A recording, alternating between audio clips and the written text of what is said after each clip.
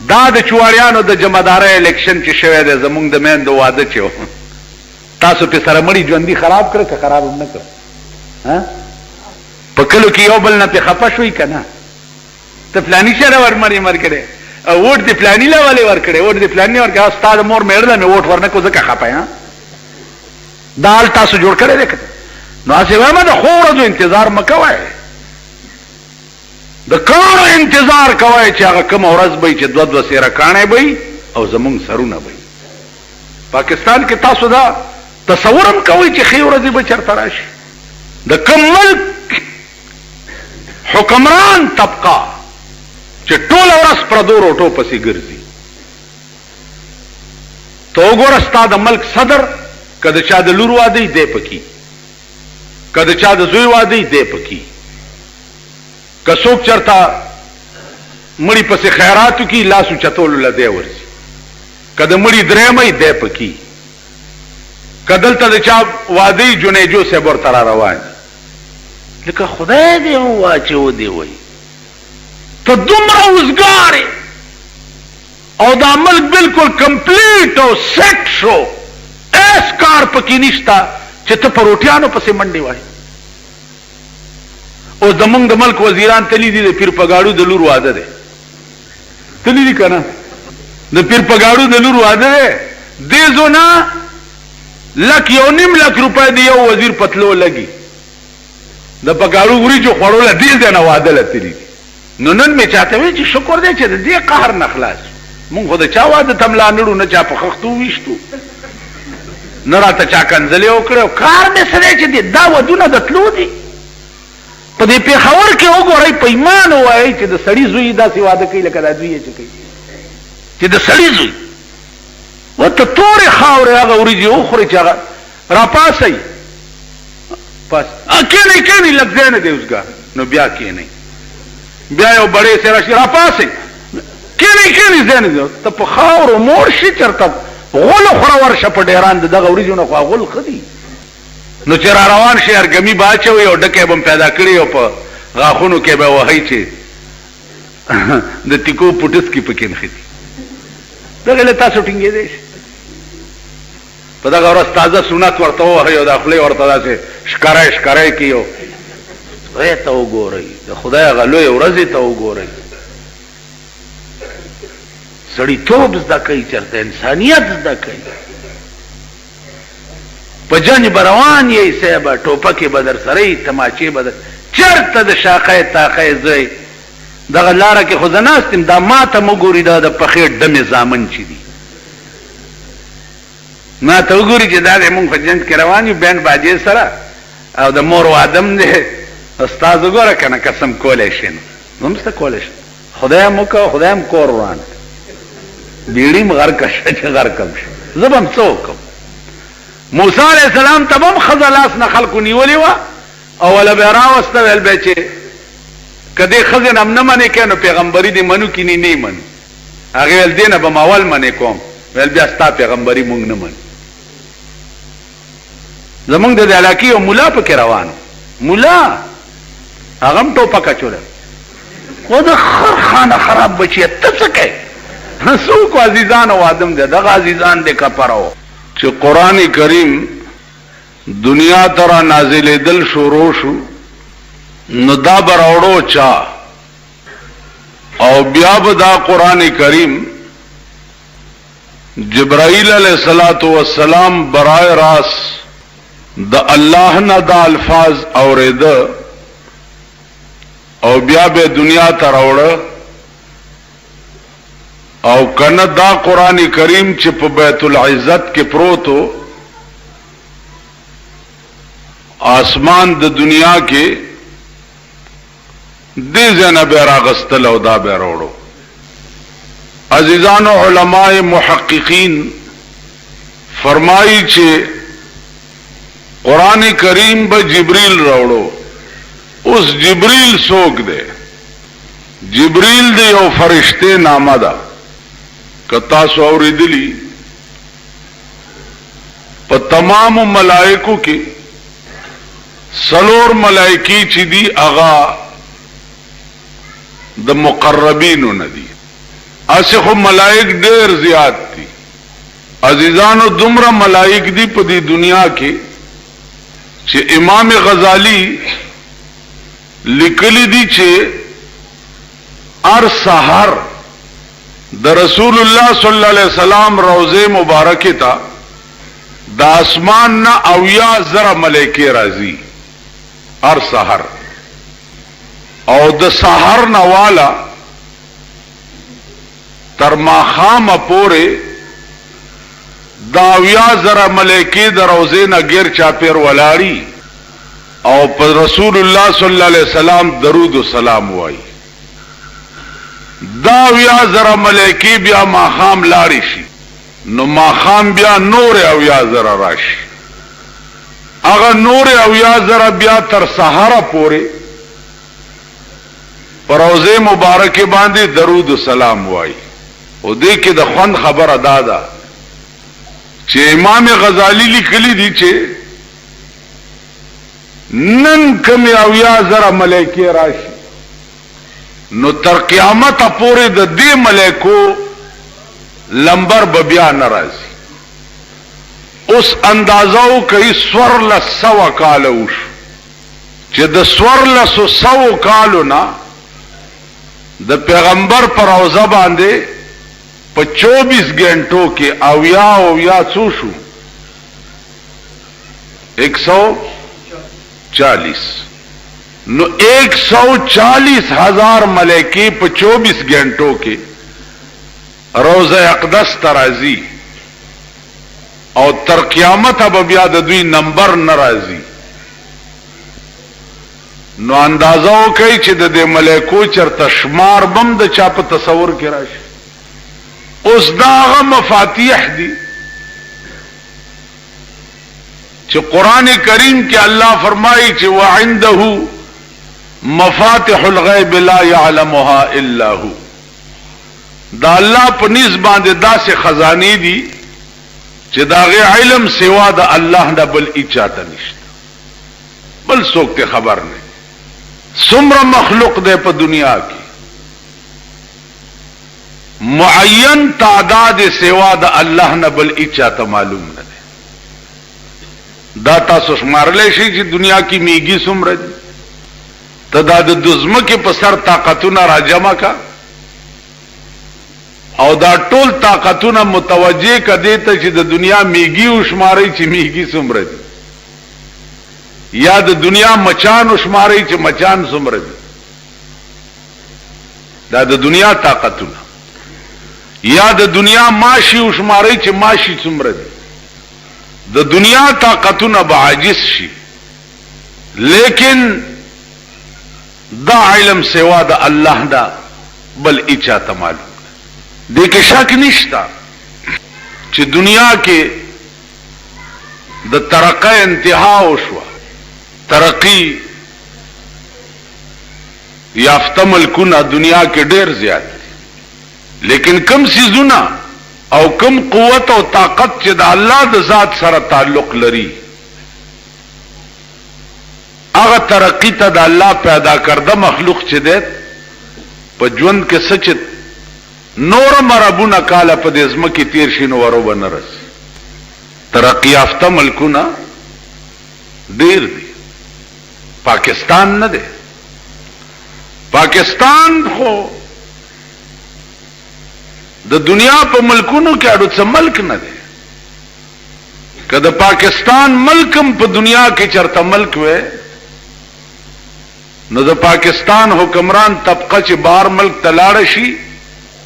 نو د بال ملک وزیر اعظم یا صدر ولا استقبال تلارې ته ناراضي سو کوسډب ورته راوستي ایرپورټ ته، ځکه چې دا ورته اړو څه سړی نه ښکاري.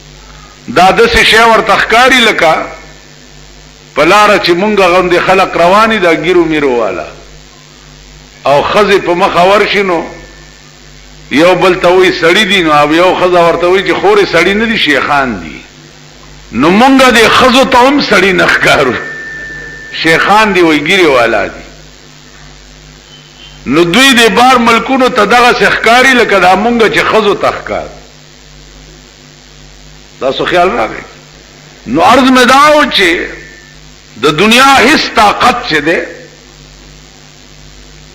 دا الله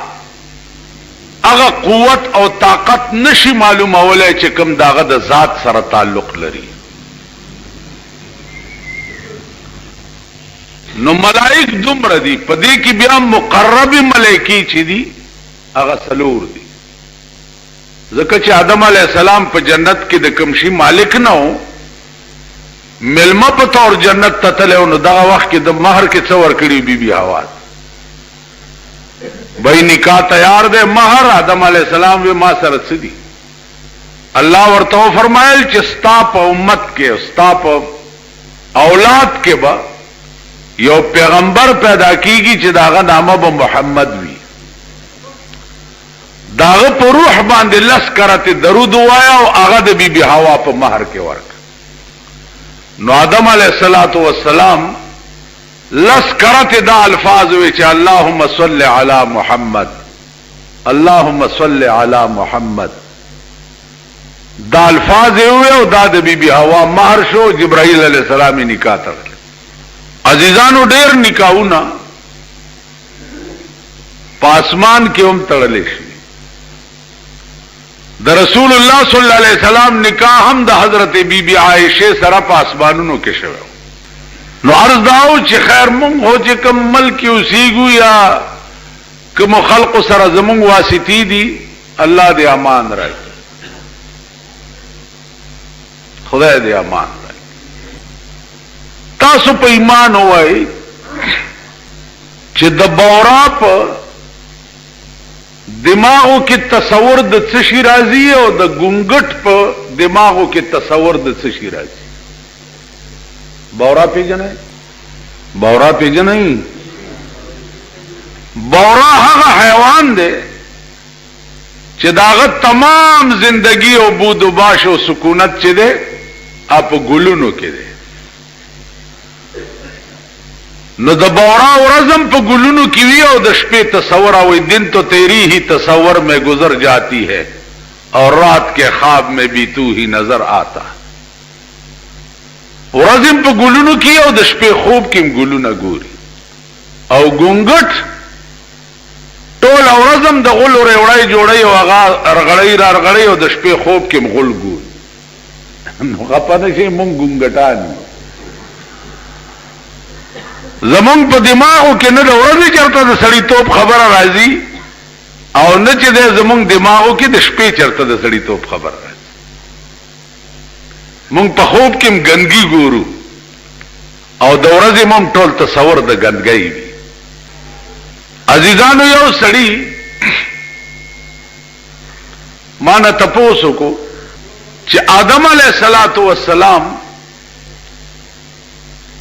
نکاح چوشو د جبریل په ذریعے باندې په جنت کې پکار داو چې آدم علیہ السلام هغه دانه د غنم یا بل شي نه خړلې نو مونږ هم جنت کې پیدا کیدو اړو دا غم بنوي. ما ورته وی چې خبره دادا چې جنت د پاکو خلقو د اوسېدو ځای وي، د پلیتو خلقو د اوسېدو ځای بني. ستا کور خکور دے ویجی زما کور خو بنگلہ دا، ما چې بنگلہ دا خو بیا په کې خ قالینونا صوفا سیټونا وغیرہ ویلار څه د خدای فضل دشت. مال چې هغه خ کمره کې ناس ته قالین او صوفا سیټ باندې او ملمانه دی راغلی وی او روټای بندوبسي، بیا میز باندې روټه ولګي، چرګان پولاونا وغیرہ وغیرہ. پدې کې ناګانه تعالی پکې لوی او دسماته درشي. کم خوابزي ول ټټای تا مال ټټای خزه ده که خراب زه ده وی جهغه د غلو زه ده. نو مال دا دومره خمیز پولاونا چرګان قالین صوفا سیټونو باندې ناس ته بپری دی او منډکه به د غلو کوټړای تا داستا عقل دی. نو ما ته وی چې مولانا صاحب نو داستا عقل دی چې زه بیا ټینګې دی شم که په څومره خنه خزه کې ناس ته او دسماته درشي استاسو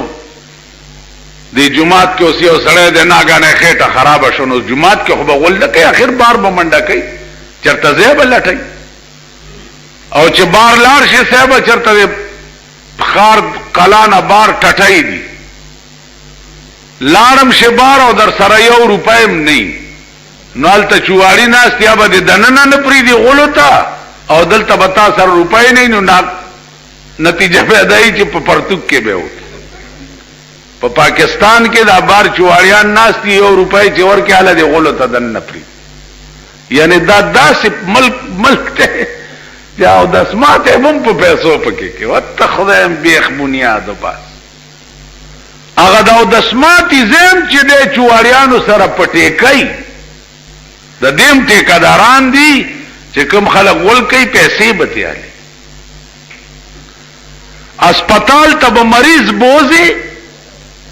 ال تبه د مړ روان کړي دل تبه در پسې سړی را منډه کی چې ټیکټ والا د سټینډ درې دو پیسې را کدا زه مونږ پټیکا غسته بیا د کمیټې د مردار مخی را په مخه کړي فایل به پترخ کی په دکاندارانو بغرزي وصولی بکئی د کمیټې ټیکس ورکا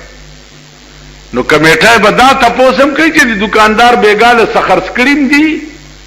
سروټایم پیدا کړی دا او کنه ستا ټیکس ورکی دا ستاسو ملک دی نو در مبارک شه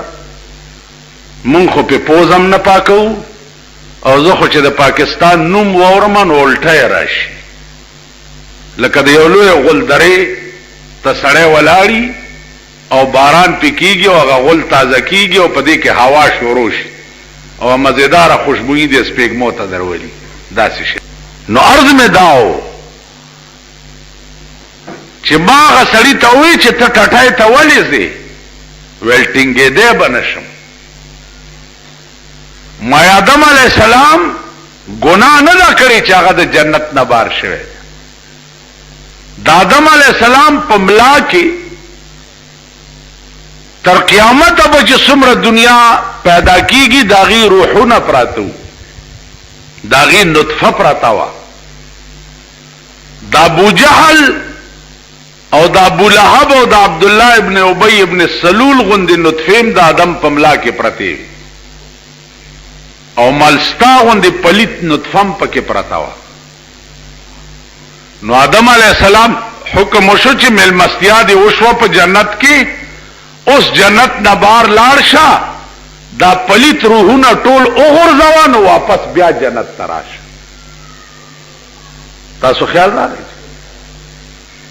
وہ یہ بھی کچھ اصرار تھا آدم جو نکلا خلد سے دانا گندم تھا بہانہ ماجرا کچھ اور ہے حسن یوسف اور ہے عشق زلیخا اور ہے حسن محبوب الہی کا تماشا اور یہ بھی کچھ اصرار تھا آدم جو نکلا خلد سے دام یو رازو چې د آدم علیہ السلام د جنت نه بار شو دانا گندم تھا بہانا ماجرا کچھ اور ہے بانا خود غنم دانا وا لیکن ماجرا و راز داو چې ستا پملا کی چکم پلیت روحونه پراتی دی داو غرزوا نو بیا واپس جنت تراش مونږ جنت کې د پیدا کېدو قابلو ہاں جی مونږ د دې قابلو چې په جنت کې پیدا شي مونږ باندې خو به دوزخ هم شرمېږي چې دا څه ګند راغلی دی بیا جنت کې مونږ د پیدا کېدو قابل د دنیا کې مونږ سال جوړ کړی نو عرض داو چې جبریل هغه فرشته ده چې هغه د آدم علیہ السلام نوالا تر جناب رسول الله صلی الله علیه وسلم پورې د ټولو انبیاء په منځ کې رهبر او قاصد یو فرشتہ د میکائیل علیہ السلام د میکائیل ډیوټي دا چې هغه د ټولې دنیا د خوراک وزیر دی د ټولې دنیا ته راشن لوی سپلایر چې ده هغه میکائیل علیہ السلام، یو ده اسرافیل علیہ السلام. اسرافیل هغه ملائکه ده چې د قیامت په ورځ به شپېلۍ وغږوي او دا هغه شپېلۍ په آواز به ځمکې او اسمانونه او نور او سپوږمۍ ټول اکسیډنټ وکړي او یو سکند کې به ټوله دنیا د تلی په شان اوار میدان شي په یو شپېلۍ به. سلويخت کاله به بیا دا ټوله دنیا مړه پراته وي.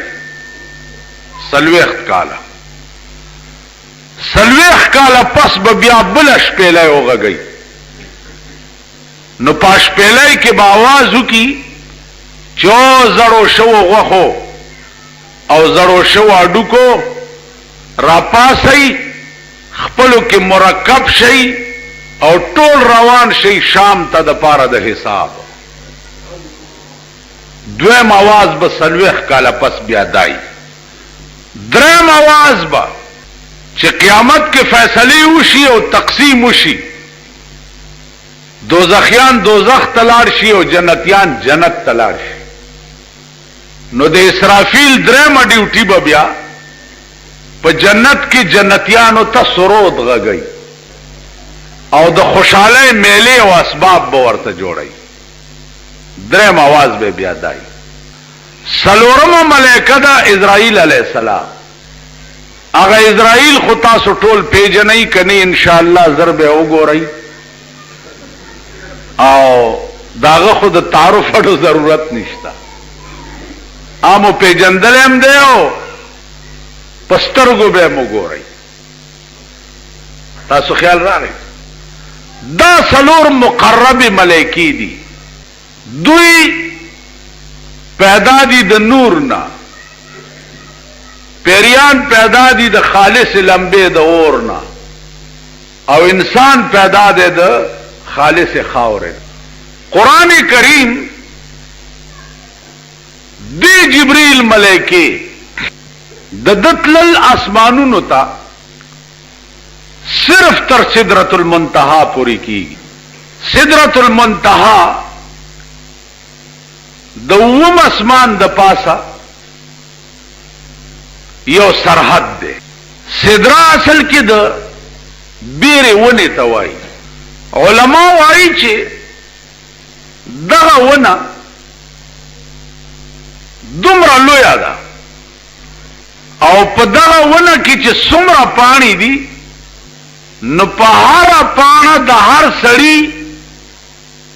د ژوند فیصله لیکلې ده. عمر لیکلې ده چې تبا دومره عمر ژوند دی او دومره بدای او دومره بدای. کم کال کې چې د سړي عمر پوره شي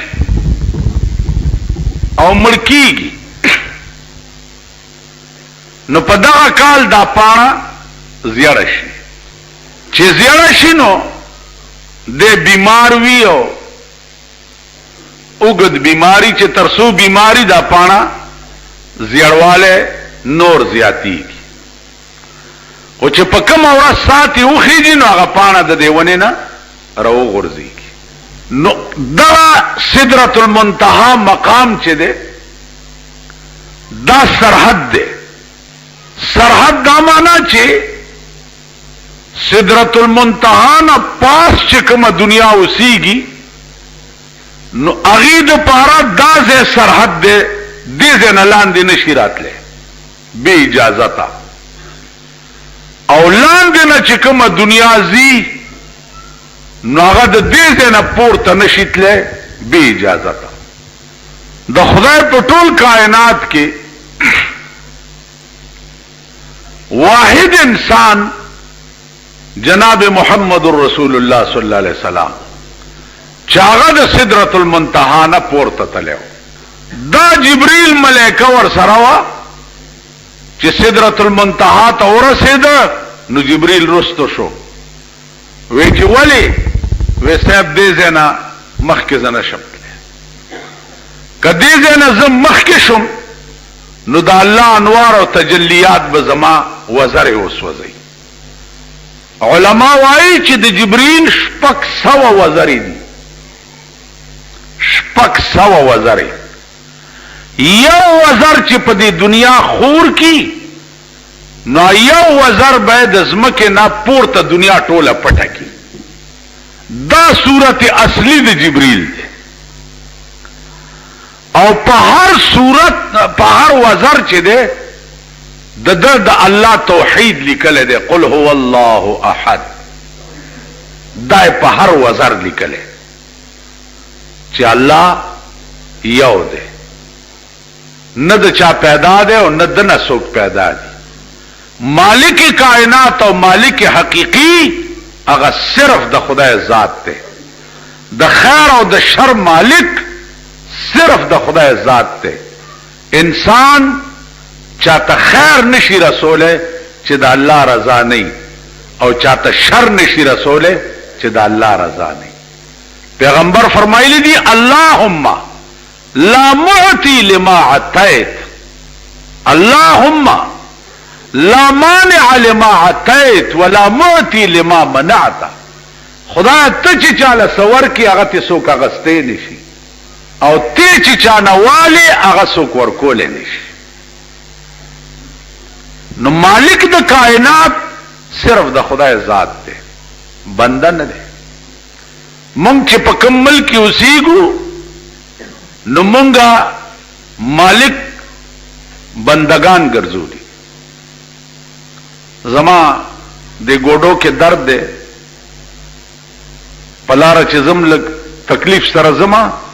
څوک مې وګوري خزه هغه ورځ یو بوډا وکتم ما ته وایي چې آی هاي استاد زه خو تا ګورم ګډ ګډ رواني هغه پلاني زیارت لنه تله. څوک وایي چې هغه پلاني وبدي نه دي سکلي، څوک سوي څوک سوي. اوس زمون خلق و اعتقاد داسې ګرځېدلې دی چې مونږه د الله نه باور اوچته شوی. یو د علاج، یو د دم هم په اسلام کې شتا. رسول الله صلی الله علیه وسلم په غار ثور کې چې ابوبکر صدیق مارو چی چلو نو پیغمبر الحمدلله دوالسته او په چوف کړي نو دم په اسلام کې شتا. یو د علاج دارو، بیمار شي دارو خورل، دام پیغمبر دارو خورلی دی، علاجم په اسلام کې شتا. د دینه سوا خبر تا ورشه چې دی به زما د خپې ټیک کی که د سړي دا عقیده ای چې زما د باد یا دردونه یا تکلیفونه دا به دا قبر او دا زیارت ټیک کوي نو تله مسلمانی او راشي ته کافر. تاسو خیال راکړئ. نو عرض میں داو جی چې علاج با کای ارچا نچی. زمونږ د ملک په خوا ډاکټرانو هندوانو سیکان اوس کم خلقو چې بیماران لندن ته بوتلی دي تپوس ته وکړي چې په لندن کې ستا د بیمار سره به ډاکټرانو څه رویه کوله او کم بیمار چې د پاکستان شریف اسپتال ته یوسي دوی نه تپوس وکړي چې تا سره د ډاکټرانو یا د نرسانو یا د میل نرسو څه رویه. ماشوم هم داخل کړو په اسپتال کې. ماشوم هغه د جی کیم په اسپتال چې دی الټه او دستونه چې پی خلک یې هلته بوځي. زمونږ ماشومو روجا وه 10 ورځې پکې تېرې کړې. نو ماشوم ته به ډریپونه خېجول ګلوکوز. نو خو د یو نیم کال ماشومو نو هغه چې لاس داسې ووالو نو هغې نرسې سپېړه ورکړه ماشوم ته. چې سپېړه یې ورکړه نو ما داسې ټیله والا ورکړه ورته مې ویل چې جاؤ میں تم سے یہ گلوکوز لگوانا نہیں چاہتا چلی جاؤ. حالانکہ هغه هلته د مردارولو وه چې رانیولی دی او په جختو پې ختلی دی چې دومره ماشوم سره ته سپېړه دی ولې ورکړه 80 کاله وشو چې د اسرائیلو لوی سپورټر چې دی هغه امریکا ده او امریکا په د فلسطینیانو بیړه تباہ کړه مسلمان دغه لا پرېدا عراق او ایران وګوره تاسو خدای دواړه ملکونه تباہ او برباد کا تاسو خپلو کې خطیې سب تندر لګېدلې څه چل شوی دی د کابل مسلمانانو ګوره دا خلقه دی او دا پرچمه دی او دا چې خدای چې څه بلا ده او دا څه بلا ده هغه لګیا دي د روس د طرف نه ستا ملک ته چې کوم مجاهدین او مهاجر راغلي دي د روس د طرف نه د خپل ملک خلق اولی لګیا دي د روس د پاره اولی یا کني اولی وجنی یا کني وجنی او بیا د روس د پاره راځي ستا په ملک په پیسو باندې بمونه ګدي او د قوم او د ملک بچی په کباب کوي والله که یو هندو دی یو سیک نه دی یو انګريز نه دی یو روسي نه دی تمام دغه لا اله الا الله والا ویل دي او پیسو د پاره راځي او ستا په ملک بمونه ګدي او د قوم بچی تباہ کوي دا څو ستا مسلمان نه دا شی جوړ شوی اوس د پاکستان حکومت ته خدای په خبر ګستر ګړوند کی امین خو په وای کنه چې پټا پوړاند شي چې ورپورې بمونی سي ورپورې چې دغه دی روان کړو پلانی ځکه کې خود پلانو بچی په تباکول ورپورې ونی سي نو بیا په ځان خو نه منډي خو دې بازار ته دیم راو باسي او د ایران غوندې چل ور سره وکي او یو لنډه غوندې توپ باندې اغلاس کوي کنه تاسو خدای تباہ کا پدې به کیس چلیږي پولیس به انټاروګیشن کوي او انټاروګیټ کیږي به معلومات بتی کیږي او پلالو پات معلومات چې کیږي هغه په کې صاحب دغه وشي هېری پھیری وارثان خپلوانې پیدا را پیدا شي هغې له سور کی راور کی غړک سړی په ضمانت راوځي هلته څلوېښت قسم مړه کړي کباب کړي وي دی په ضمانت راوځي دا ستاسو ملک دی دا هغه زمونږ وطن دی چې مونږ پې فخر کوو مونږ پې ناز کوو مونږ ځان ته آزاد قوم وایو مونږ آزاد یو مونږ آزاد یو آزاد قوم خو هغه هو آزاد سوات هو چې د والی سوات په وخت کې لاس کې به د سره زر ګرځول چا درته پورته نشو کتی لاس کې آزاد دیرو چې د نواب په وخت کې به د لاس کې سره زر ګرځول چا درته پورته نشو کتی آزاد چترالو چې د میتر چترال په وخت کې لاس کې به د سره زر ګرځول چا درته پورته نشو کتی وای په ایمان دې سپینګیرو ته پته نه ده تاسو چاټت کولې او چې د پاکستان ډیپټي کمشنران او ډویژنران ورغله دا مبارک قدم چې ورغه ورشي د سوات عالم وګورئ او د دیرم وګورئ او د چترالم وګورئ او عام دربند وګورئ ورشه دا مبارک قدم چې ورغه اره پلیتی پکې شروع د سوات خانانو ماته وی چې ته د والی سے مالوالی ما لیدلم نو زته خبر نوم خو امن په ملک کې دا سه او امن چې لار به وشو کې دا ټول کله به راونی و زوړند به کو چې ولستا کلی سره جوخ دا واردات شو مجالو چې چا کړت کړي او صاحبہ پرانا ورځ د گورنمنٹ کالج سټوډنټ پرانا ورځ تختولو د 14 کالو الک دی ترنه نه پته نه لګي ترنه کوم ځای ته لاړو د بازار نه سړی اوچت کی ترننه پته نه لګي کوم ځای ته لاړو. اوس چل څه دی؟ په چل تاسو څه پوهېږئ؟ دا پولیټیکل ایجنټان څه دپاره دي؟ اے پی اے څه دپاره دی؟ تحصیلدار څه دپاره دی؟ دا څه دپاره دی؟ ته تا د یو ایجنسۍ پولیټیکل ایجنټ لګوم او ستا په ایجنسۍ کې به غلط واردات وشي، والله چې سر لاندې او خپې پاس دې ځوړند کړم. هلته صاحب ستاسو دا کولدینان چې دي دا یې خوشحال ساتلي، دا ستاسو غټې غټې کولې چې په سره یې که نه مالکوان نا کولدینان یې خوشحال ساتلي، به دوی له خرچه مرچه ورکي. قربان دې شم صاحب، یاره دا صاحب ډېر ښه سړی راغلی ده. هلته که د چا مور چا تختولی، که د چا ښځه چا تختولی، که د چا لور چا تختولی، که د چا زوی چا تختولی، کولدین چې دی خېټه یې غوړه کړه. اوس کولدین څه کوي چې او ډېر ښه در سره کېږي روره، والله چې ورځ تېرېږي د اړه مې در باندې باغ باغ کېږي. خدای د پاکستانیانو سره خولې چینګې کړي چې بارانونه نه کېږي. بارانونه نه، کاڼو خبرې کوه، د کاڼو چې یو یو کاڼی دوه دوه سیری او زمونږ دا سرونه وي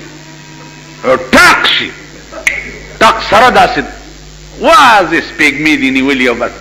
د پړسېدلي چنډخ په شان پروت. خبرې د کاڼو کوه، باران غواړې. په تاسو بارانونه کېږي؟ بارانونه نشته. د کاڼو انتظار وکئ، د خدای د عظیم قهر انتظار وکئ چې پاکستان به الله د خدای په کم قهر په لپیټ کې راولي. تختی به کم خوا، منډې به کم خوا وهئ، ښځې به کم خوا راکاږئ، لونه به کم خوا راکاږئ. د هغه ورځو انتظار کوئ. ستا ملک له حالات داسې جوړېږي لګیا دی. کافر وګوره په ټوله دنیا کې، روس وګوره ټول مسلمان، که کابلیان دی او که د دې ځای دي خپلو کې تباه کړه. سپورټ یې روس کوي، سپورټ د اسرائیل او امریکا کوي، مسلمان یې ټول تباه کړه. د ایران او د عراق سپورټر څوک دی؟ خپلو کې په جنگ کړي دي، سپورټ یې روس او امریکا کوي چې شابه جنګېږي سره. مسلمان کې خو خپل عقل نشته.